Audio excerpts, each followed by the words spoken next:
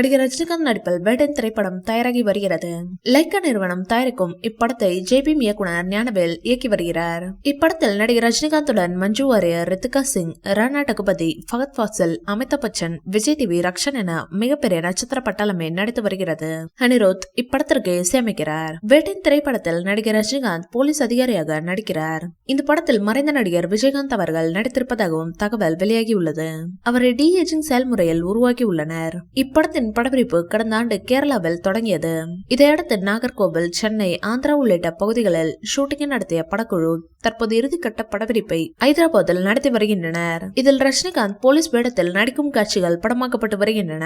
இந்நிலையில் police யூனிஃபார்மில் shooting ஸ்பாட்டுக்கு காரில் வந்த ரஜினிகாந்தை பார்த்ததும் மெய்சிலிந்து போன ரசிகர்கள் விசில் அடித்து வரவேற்றனர். பின்னர் அவர்களை பார்த்து கையசைத்தபடி ஷூட்டிங் நடைபெறும் இடத்திற்கு சென்றார் ரஜினிகாந்த். அவர் போலீஸ் கெட்டப்பில் பார்ப்பதற்கு மிகவும் யங்காக தெரிவதாக கூறி நெட்டிசன்கள் அந்த வீடியோவை வைரலாக்கி வருகின்றனர். 1996 ஆண்டு ஷங்கர், கமல்ஹாசன் கூட்டணியில் வெளியான இந்தியன் திரைப்படம் மிகப்பெரிய வெற்றி படமாக அமைந்தது.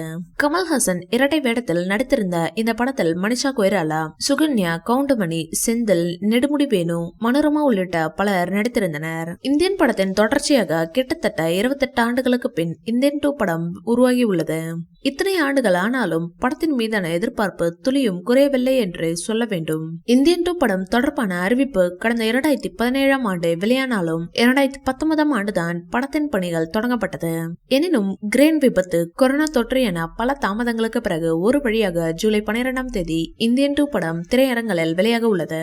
இந்த வீடியோ பிடிச்சிருந்தா லைக் பண்ணுங்க, ஷேர் பண்ணுங்க. மேலும் ரஜினி சார் பற்றிய தகவல்களுக்கு எங்க சேனலை சப்ஸ்கிரைப் பண்ணுங்க.